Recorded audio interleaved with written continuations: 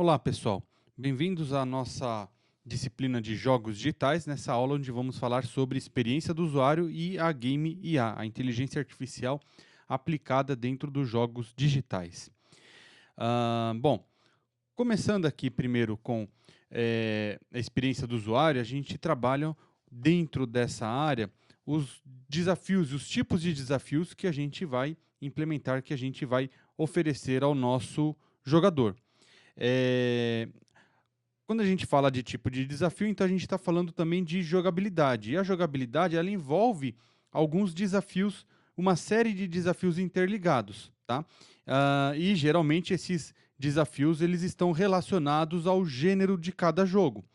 Ah, e também a gente pode encontrar alguns usuários, alguns jogadores, que eles estão mais acostumados com um certo tipo de jogo, então eles já estão acostumados a estes certos tipos de desafios, porque os desafios dos jogos de mesmo gênero, eles são muito parecidos, tá? Então, por exemplo, no jogo aí do Conan, né, do Conan o Bravo, o Bárbaro, tal, os jogadores eles precisam enfrentar alguns desafios explícitos, que é derrotar monstros e outros inimigos poderosos. Então, o personagem lá do Conan, ele tem as suas armas, os seus equipamentos e ele precisa, né, o jogador movimentando, controlando o personagem, precisa enfrentar estes monstros, derrotar estes monstros e alguns inimigos super poderosos.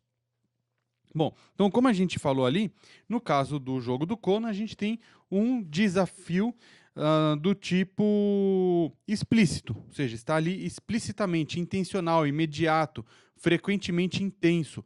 Ou seja, aparece ali o monstro e o jogador ele não tem dúvidas. É um desafio explícito, ele precisa derrotar aquele monstro, derrotar aquele inimigo. Então, a gente tem esses tipos de desafios explícitos, que eles são intencionais, são imediatos, são intensos, né, na maioria das vezes. Então, por exemplo, o personagem ele precisa saltar sobre barris que estão rolando, precisa saltar sobre plataformas móveis, ali como no jogo do Sonic.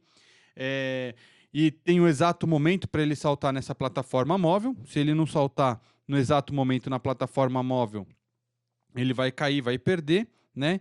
Ahn, Aparece portas e o jogador precisa entrar por essas portas, acontece muito em jogos de aventura e assim por diante. E temos os desafios do tipo implícito. Tá? Nesse desafio do tipo implícito é quando surge uma situação do próprio jogo, tá? O próprio jogo cria essa situação, ou durante o desenvolvimento do jogo, enquanto o jogador está jogando, surge uma situação em que o jogador ele precisa lidar com aquela situação. E ela nem sempre é a mesma situação a cada jogo, a cada jogada. Então, por exemplo, o jogador ele precisa lidar com a divisão de recursos, ele precisa decidir quantas unidades vão entrar em ação primeiro, por exemplo, em jogos de estratégia. Então, ali no exemplo do Clash Royale, o jogador ele pode escolher as cartas que ele pode usar, ele tem uma quantidade de cartas disponíveis, então a cada jogada ele pode usar uma sequência de cartas, podem acabar as cartas disponíveis. A gente pode ter em alguns jogos que em algumas fases ele não pode usar certos tipos de carta, então são alguns desafios implícitos que acontecem durante o desenvolvimento do jogo, tá? Isso com relação aos tipos de desafios. Ainda com relação aos tipos de desafios, nós temos também os desafios onde a gente trabalha com informações perfeitas e desafios com informações imperfeitas. Os desafios com informações perfeitas, eles são fornecidos, né, as informações são fornecidas para todos os jogadores, ou seja, todos os jogadores conhecem o estado do jogo durante todo o tempo, tá? Por exemplo, né, isso acontece em jogos de tabuleiro, né, ali como tem um exemplo ali do Ludo, xadrez, dama. Então, ou seja, todos os jogadores eles vão conhecer o estado do jogo a todo tempo. Sempre vão conhecer esse estado do jogo. Então, isso são informações perfeitas. Os desafios de informações imperfeitas, os jogadores eles vão receber uma parte, uma fração da informação que pode ou não ser necessário para tomar a decisão correta. Tá? Então, por exemplo, jogos de carta, onde os jogadores eles estão jogando ali e você não sabe todas as cartas que o seu oponente tem. Então, a partir de algumas informações que surgem durante o jogo, você tenta decifrar as cartas que o jogador tem. Ou, por exemplo, em jogos como Civilization, como Age of Empires, no mapa, esses jogos eles trabalham com uma sombra no mapa, que é uma forma de mostrar o mapa, mas não revelar completamente o que está acontecendo. Então, nessa sombra, o jogador consegue identificar ali o relevo, vegetação do mapa, mas não consegue, por exemplo, identificar onde que estão os inimigos, os personagens inimigos. Então, é uma informação ali imperfeita. Ele tem uma fração, uma parte da informação para poder tomar a decisão que ele precisa ali, ou para fazer alguma ação durante o jogo, vencer o jogo, executar alguma coisa dentro do jogo, tá? Bom, esse tipo de coisa é importante para quando a gente vai desenvolver a inteligência artificial do nosso jogo, ou não precisamos chegar a tanto, mas a gente pode também trabalhar ali com os mecanismos de jogos, como a gente viu na aula passada, e eu vou aqui citar aqui, vamos relembrar alguns tópicos agora com mais informação. Então, antes da gente entrar diretamente na inteligência artificial aplicada em jogos, só uma pincelada, já que não é o nosso foco, sobre o que é a inteligência artificial. Né? Primeiramente, inteligência artificial não é necessariamente aquilo que a gente viu ou que a gente possa ver no filme ali, por exemplo, Inteligência Artificial do Spielberg, onde tem um robô e aquele robô interage com humanos. Aquilo lá já é, vamos dizer assim, a cereja do bolo de toda a inteligência artificial, de todo os estudos relacionados à inteligência artificial. Tá? Inteligência artificial é, academicamente falando, o entendimento da natureza e modelagem da natureza para a construção do software. Ou seja, a gente estuda os eventos naturais, coisas que acontecem na natureza, e tenta modelar isso para a construção de softwares, tá? Então, a gente pode ter o que a gente chama de algoritmos genéticos, que esses algoritmos eles tentam utilizar ali a reprodução genética, né, das nossas células. A gente pode, dentro dos algoritmos genéticos, trabalhar com mecanismos de mutação, população e assim por diante. A gente tem dentro aí do que a gente chama de algoritmos naturais, que são os algoritmos, por exemplo, de enxame. A gente pode modelar o comportamento de abelhas em enxames de abelhas, o comportamento de pássaros em bandos de pássaros quando eles voam, o comportamento de cardumes de peixe. Então, a gente pode modelar esse tipo de coisa, né? O enxames de inseto, igual a gente vai ver ali depois num exemplo de um código ali que eu vou mostrar para vocês, tá? Tudo isso é inteligência artificial, tá? E algumas coisas até um pouco mais simples, vamos dizer assim, não, mas também por serem simples, mas não tão fáceis ou triviais. Mas a gente vai ver algumas coisas também mais para frente, tá? Então isso basicamente é inteligência artificial. Bom, e inteligência artificial dentro dos jogos? O que é e como que funciona? Bom, a inteligência artificial dentro dos jogos, ela se preocupa não em como o sistema vai pensar ou vai vencer o jogo. A Game A, né, a inteligência artificial dentro do jogo, vai se preocupar como o sistema vai agir e não como pensar. E como oferecer desafios para o jogador. A Game A não está interessada em vencer o jogador. Né? Quando a gente está implementando, pelo menos na maioria dos casos, quando a gente está implementando ali algum mecanismo, algum algoritmo, a gente não está interessado em que este algoritmo vença sempre o jogador. Se isso acontecer, o jogador vai acabar perdendo a vontade de jogar o nosso jogo. E a nossa inteligência artificial pode se tornar ali invencível dentro desse contexto do jogo. Então, tem alguns exemplos ali. Por exemplo, do Sonic. Ali tem coisas bem simples, não necessariamente é inteligência artificial, mas é um mecanismo do jogo, onde, por exemplo, os inimigos do Sonic, eles se movimentam sempre na mesma direção, da mesma forma. Como a gente viu ali nos tipos de desafios, então a gente tem ali no Sonic esse tipo de situação, onde os inimigos estão sempre se movimentando, depois de umas 2, 3 vezes que você joga, você já aprende que os inimigos vão se movimentar até certo lugar e vão atirar em certo ponto, e assim por diante. Então, existe esse tipo de desafio. A mesma coisa acontece ali no jogo do Mario, tá? Então, como eu falei para vocês, a Game A ela nem sempre é usada para encontrar uma forma de vencer o jogador, né? Porque senão, se fosse isso, a gente poderia criar dentro do contexto do nosso jogo um jogo invencível, né? A máquina invencível, tá? A importância da gente trabalhar com a Game A dentro do jogo é dar a impressão de que para o usuário, para o jogador, que existe um oponente que está competindo com ele de uma forma real. Ou seja, tentar enganar é como se fosse o teste de Turing, né? Que é tentar enganar o ser humano, criar um algoritmo computacional que engane o ser humano e o ser humano pense, entenda que ali existe uma inteligência mesmo, outro ser humano jogando com ele, desafiando ele, competindo com ele. Tá? Então, para isso, deve ter uma margem de erros. Né?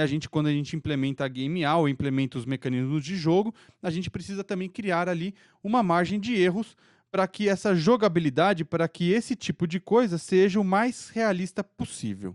Tá? Bom, então a Game A ela pode atuar aí de diferentes formas, em diferentes maneiras dentro do jogo, e não apenas nos personagens. Né? A Game A ela não precisa estar diretamente implementados, esses algoritmos diretamente implementados nos personagens do jogo. A gente pode ter ali parâmetros de design do jogo, então pode ter algum algoritmo de IA para parametrizar o design do jogo. Então, tem alguns jogos que os cenários são criados dinamicamente, então a gente pode usar IA para isso.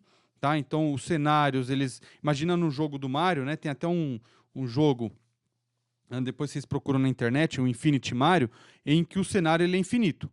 Então, a gente poderia analisar a performance de cada jogador, a partir dessa análise da performance de cada jogador, entender como que ele joga e ir criando este cenário de uma forma a criar uma competição, um desafio maior para o usuário, não ser tão fácil.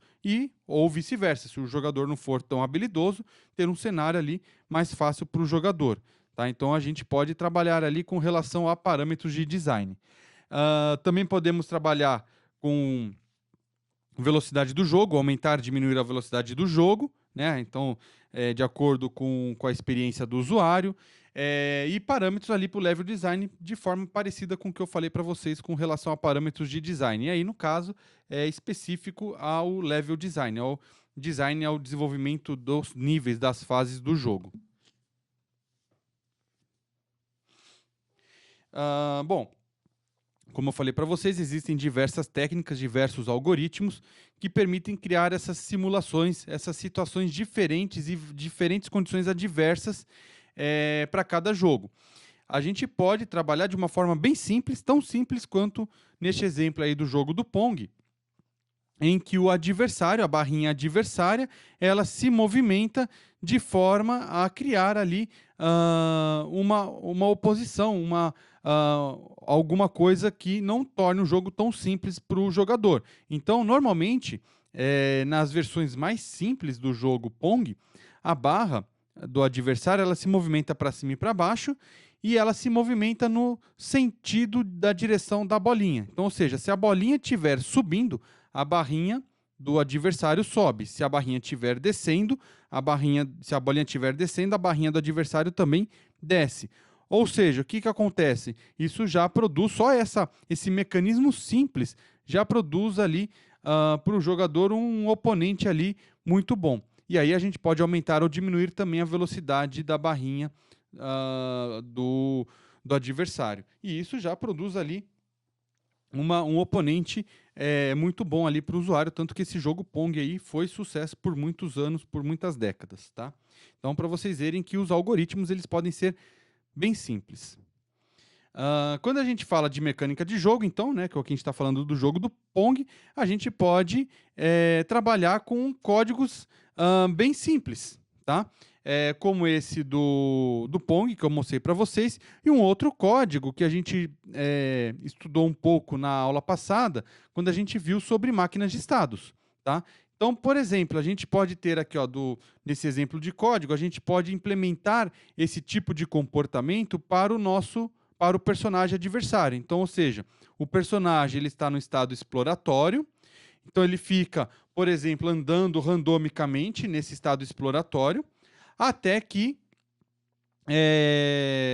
ele consiga ver, né, entre aspas, o jogador, o personagem do jogador. Ou seja, se o personagem do jogador entrar dentro do raio de visão deste personagem adversário, então ele passa para o estado buscando, perseguindo, enfim. Quando o adversário, então, o personagem do adversário estiver nesse estado buscando, então ele vai perseguir o personagem do jogador, ou seja, o XY do personagem do jogador vai ser o alvo para o personagem adversário se movimentar, tá? Obviamente, enquanto ele consiga ver, enquanto o adversário consiga ver, entre aspas, né? Enquanto o personagem do jogador estiver dentro deste raio, entre aspas, de visão do adversário. Dentro deste contexto, a gente tem alguns algoritmos, algumas estratégias aí relacionadas. Então, o primeiro é o Pathing and Steering, onde esses NPCs, né, os Non-Players Characters, os personagens da máquina, os personagens que não são do jogador, eles precisam se mover no ambiente de uma forma inteligente. Não ficar preso em árvores, por exemplo, tomar a rota mais curta até o destino. Então, a gente passa da mecânica simples do jogo, daquele algoritmo que eu mostrei para vocês, daquele trechinho de código, que é um algoritmo que eu passei para vocês, para a inteligência artificial. Ou seja, a gente começa a inserir nesse nosso algoritmo algumas técnicas de IA, onde o nosso personagem ele não vai se mover igual lá no exemplo que eu dei para vocês do Sonic, né, dos inimigos do Sonic que se movem sempre na mesma posição, mas eles passam a se mover de uma forma inteligente. Eles identificam algum obstáculo, uma árvore, uma pedra, então no caminho deles dá uma volta, tenta buscar a rota mais curta até o personagem do jogador e assim por diante. Máquinas de estado finitas e árvores de decisão, elas são muito úteis nesse tipo de jogo, nesse tipo de estratégia, nesse tipo de algoritmo, tá? Então, por exemplo, como lá no jogo do Pac-Man, a gente tinha lá alguns fantasminhas e cada fantasminha, não sei se vocês perceberam, mas pelo menos no jogo original, cada fantasminha se movimentava de acordo com uma máquina de estado específica. Tinha um fantasminha que se movimentava, entre aspas, aleatoriamente, e tinha fantasminha que perseguia o Pac-Man. Ou seja, ele sempre estava perseguindo o Pac-Man, independente da distância do Pac-Man ao fantasminha. Então ele estava sempre buscando o menor caminho dentro do labirinto para encontrar o Pac-Man. No caso do fantasminha que andava de forma randomicamente, ele andava randomicamente pelo mapa, mas quando o Pac-Man chegava em seu campo de visão, ele começava a perseguir também o Pac-Man. Então a gente pode seguir aí, usar algumas técnicas de sistemas sensoriais, como ali no jogo do Tiff, algumas táticas avançadas ali para esses oponentes, como é utilizado no Half-Life, e alguns algoritmos de machine learning também podem ser utilizados para criar esse tipo de situação, para implementar esses algoritmos de Pathfinding and Steering. Então aqui, ó, um exemplo de máquina de estado funcionando, no caso ali do jogo Golden Axe, onde os personagens também se movimentavam ali de acordo com uma máquina de estado, da forma que eu falei. Eles se movimentavam, ficavam no estado ali passivo, vamos dizer assim, né? Nesse estado, até que o personagem do jogador chegava ao campo de visão. Então eles começavam a perseguir o personagem, tá? No caso do jogo de xadrez, também, a gente trabalha com um conceito ali de árvore de decisão. Então, aqui para vocês, um exemplo de uma árvore de decisão de um pedaço do jogo de xadrez. Então, aqui para vocês verem o tamanho e a complexidade de uma árvore de decisão num jogo de xadrez. Tá? Então, ali vocês têm ali, cada nó branco significa uma posição, ou uma combinação de posições das peças brancas, e né, para cada posição ali, as peças pretas podem se movimentar de algumas formas. Então, em alguns casos, a peça preta pode ter 2 tipos de movimentos, ou até mais tipos de movimentos ali para cada caso. Tá? O grande problema que acontece nesses casos, né, quando a gente trabalha com árvores de decisão, e o jogo de xadrez é um caso bem clássico desse tipo de coisa, é a complexidade da árvore, porque a árvore ela pode ser muito grande e muito profunda, ou seja, ela pode ser uma árvore muito densa. E fazer uma busca, por mais otimizado que seja o seu algoritmo dentro de uma árvore de decisão, pode ser lento e pode também não ser muito eficaz. Então, o que acaba acontecendo é que a gente usa algumas técnicas que a gente chama técnicas de poda da árvore. Essas técnicas de poda são técnicas da inteligência artificial. A técnica mais conhecida é a técnica do algoritmo A estrela, onde a gente vai podando ramos da árvore de acordo com alguma função de avaliação, que vai levar o nó da origem até o destino de acordo com cálculos de custo. Então, a cada nível da árvore, a gente vai podando essa árvore, podando os ramos dessa árvore, para que a gente chegue até o nosso destino de uma forma mais simples e a gente não tenha que analisar todos os ramos da árvore. Tá? Falando ali um pouquinho agora do modelo de experiência do jogador, ou o PEM, né, do seu termo em inglês, né, o Player Experience Model. Quando a gente trabalha com esse modelo de experiência de jogador, a gente está interessado, por exemplo, em identificar e trabalhar com, por exemplo, diversificação demográfica dos jogadores de videogame. Isso acontece muito, é bem comum, por exemplo, nesses jogos de esportes. Então, vocês veem lá no jogo não só nas funcionalidades do jogo, mas também no próprio apelo de marketing dos jogos, né? No FIFA, do PES. Se vocês pegarem a capa do FIFA, para cada região, na Europa, nos Estados Unidos, no Brasil, na América Latina, a capa do jogo é diferente e podemos ter também configurações dos jogos, dos times, de forma diferente. Se você comprar o FIFA no México, os times mexicanos vão ser mais fortes que os times brasileiros, por exemplo, ou vão ter algumas habilidades específicas, além do jogador que está na capa ser algum jogador ali do campeonato mexicano. Então, isso significa que algumas habilidades, preferências e experiências vão se diferenciar de forma ampla entre os jogadores de um mesmo jogo. Tá? Quando a gente está trabalhando ali com o PEN. A mesma coisa relacionada ali aos mecanismos de jogo. Eles precisam ser capazes de reconhecer e modelar o estilo de jogo. E aí a gente pode chegar em níveis até destes algoritmos detectarem, por exemplo, o estado emocional e cognitivo do usuário. E aí, por exemplo, imagina que o nosso jogo tem um algoritmo que identifica o estado emocional ou cognitivo do nosso jogador e perceba que o nosso jogador ele esteja ou triste ou não esteja ali com o seu estado cognitivo nos melhores estados, né? Ele pode estar cansado, pode estar sofrendo ali o uso de algum remédio, assim por diante, tá? Um pouco diferente. E aí, então, os desafios são um pouco mais simples para o usuário. Tá? Tem jogos que a gente quer jogar apenas para se divertir e não para competir. Então, podemos ter esse tipo de algoritmos ali trabalhando dentro do nosso jogo.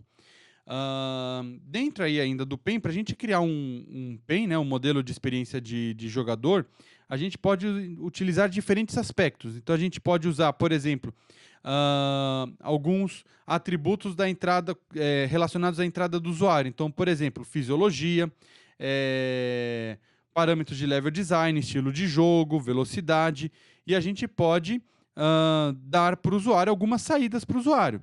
Então, que tipo de experiência é prevista? Diversão, frustração, atenção, imersão. Então, a gente pode, por exemplo, nesses jogos que usam o Kinect, a captura de movimentos do jogador, a gente pode não apenas capturar o movimento do jogador, mas imagina num jogo de dança em que você percebe que aquele jogador ele é mais magrinho ou ele é mais gordinho, e aí muda o nível do jogo, dos passos, da cobrança do jogo ali para cada jogador. Então a gente está usando ali a fisiologia, um exemplo da gente usar a fisiologia como parâmetro de entrada para o modelo de experiência. A gente pode trabalhar ali com alguns aspectos, né, dentro do jogo que podem ser otimizados, dentro dessa linha que eu estou falando para vocês, como uma pista para jogos, os níveis de jogos de plataforma, narrativa do jogo, pode mudar regras para jogos de tabuleiro, mudar a dificuldade de jogos como Pac-Man e assim por diante. Tá?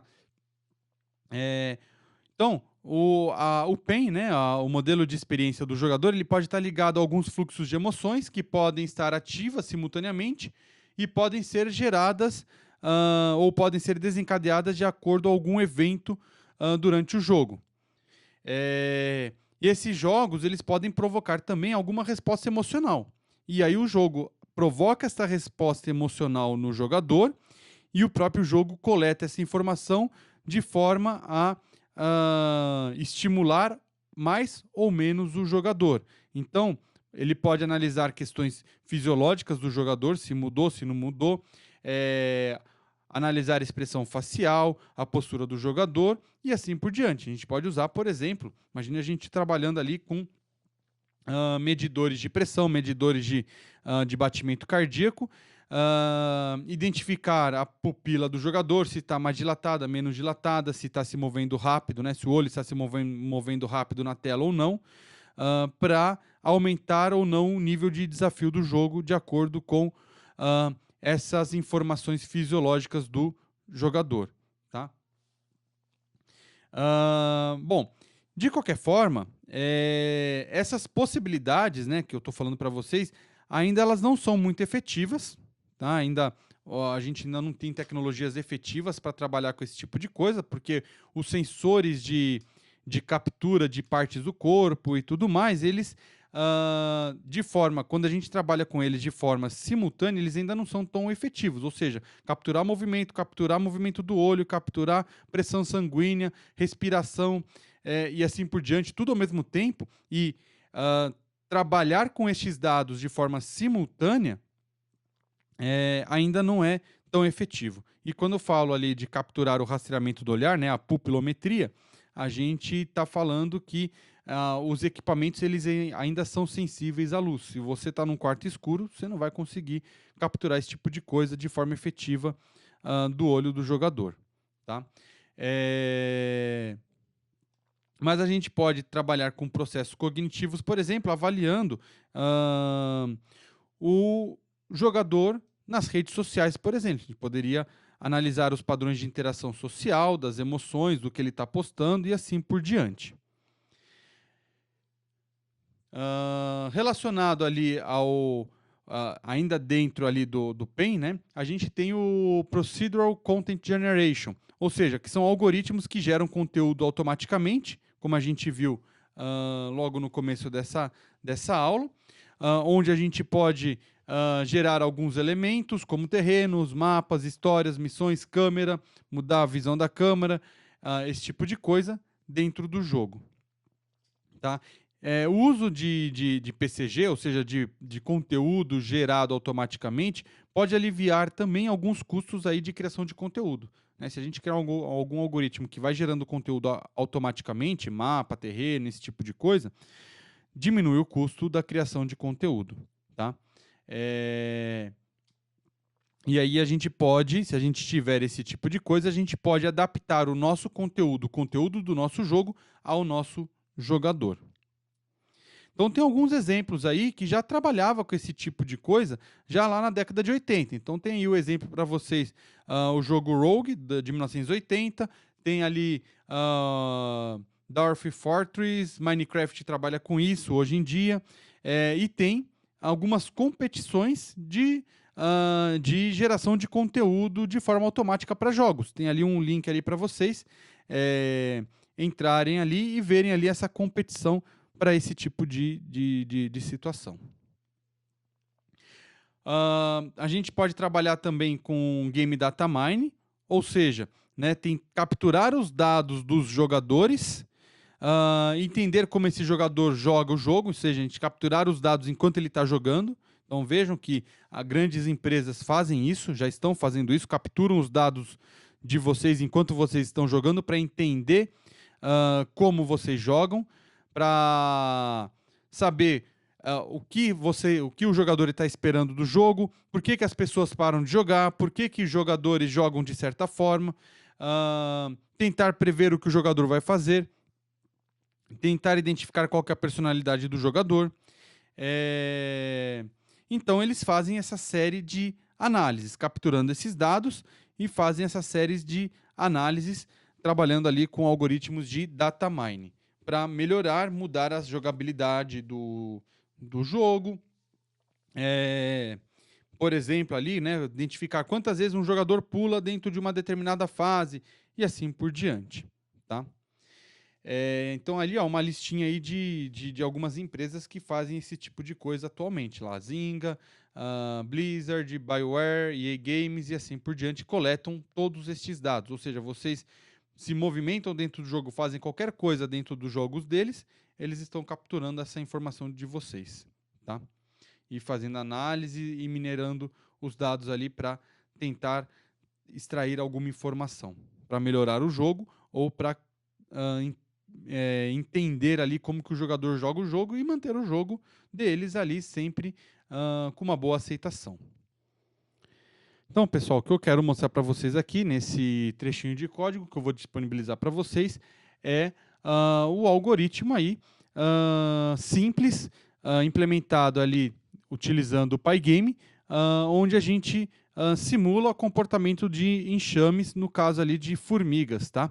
Então aqui só para vocês verem, e também trabalhamos com máquina de estado. Então para vocês verem aqui algumas coisas do nosso código, tem aqui uma classe que representa o estado dos nossos objetos. Então uma classe genérica, todas as outras classes elas vão trabalhar com essa classe aqui que representa o estado. Então cada estado, né, uma classe que representa um estado, então cada estado pode fazer alguma ação, precisa checar algumas condições, pode sair das ações e entrar em algumas ações, tá? Então, ali bem parecido com o que a gente viu na nossa aula ali sobre máquina de estado. E a classe máquina de estado é uma classe que possui estados e possui estados ativos, tá? A gente pode adicionar estados e assim por diante, tá? Aqui a classe que representa o nosso mundo. Nossa classe que representa o mundo, ela possui entidades, possui background e assim por diante. A gente pode adicionar entidades, pode remover entidades do nosso mundo, do nosso universo, tá? E vou mostrar para vocês aqui, ó, uma entidade. O que ela é uma entidade? Uma entidade, ela possui um nome, possui uma imagem, possui uma localização dentro da tela, um XY, por exemplo, e tem um destino para onde que vai, e uma velocidade. E uma variável, um atributo que deu o nome aqui de brain, de cérebro, que é uma máquina de estado, ou seja, cada entidade possui uma máquina de estado, tá? Então vejam aqui, ó, tem uma classe chamada folha, que ela herda de game entity, ela é uma entidade de jogo. Tem uma entidade chamada spider, aranha, ela também é uma game entity, ou seja, ela também é uma máquina, ela é uma game entidade, ela tem máquina de estado e assim por diante.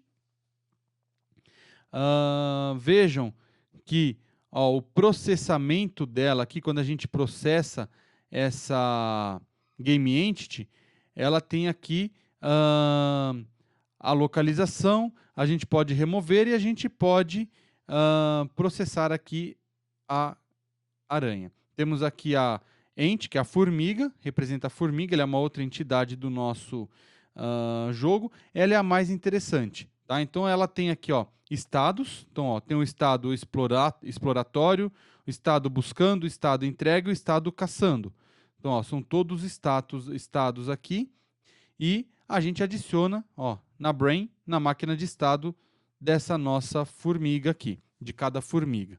Então, cada formiga tem esses estados. E aí a gente tem aqui, ó, a implementação de cada uma das funcionalidades. Então, ó, carry para quando está carregando alguma coisa, então a gente troca a imagem. Quando ela está deixando alguma coisa, a gente troca a imagem, né? Se ela tem imagem carregando, então ela está deixando, a gente vai trocar a imagem. E aqui a implementação dos estados. Então, cada estado tem uma classe que implementa. Então, ó, quando uma formiga está no estado exploratório, o que ela está fazendo? Ó? Ela tem um destino randômico. Então, a gente altera o destination, né, o atributo destination da formiga, ó, int destination, para algum valor aleatório, ó, randint. Estamos gerando randint para algum valor aleatório horizontal ou vertical. E aí, a implementação das funcionalidades. Tá, ó, aqui para o estado buscando, a mesma coisa para cada um destes estados. Eu vou executar o código aqui para vocês verem o funcionamento.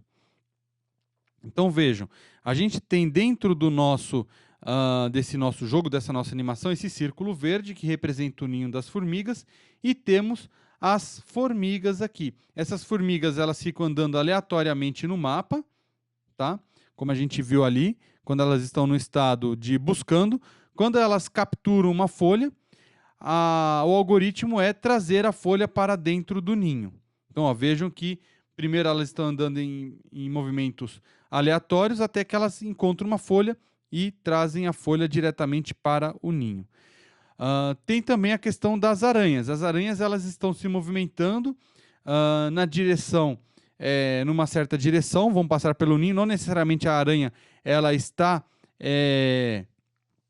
atacando o ninho, mas quando uma aranha chega dentro do ninho e tiver formigas aqui perto delas, elas vão atacar a aranha e a aranha começa a fugir. Quando as formigas começam a atacar a aranha, vejam que o nível de vida da aranha diminui e as formigas elas passam para o estado de ir atacando. Vejam que as formigas não atacam uma aranha quando ela está fora do ninho. Então temos esses algoritmos aqui que representa, a gente está trabalhando com máquina de estado, mas também estamos implementando um comportamento natural, um comportamento de enxames de formigas ali que acontecem na natureza. Tá? Então tem um código aí para vocês verem esse código e trabalharem com ele. Tudo bem? Então é isso. Então, pessoal, é isso. Muito obrigado e a gente se vê na próxima aula. Até mais.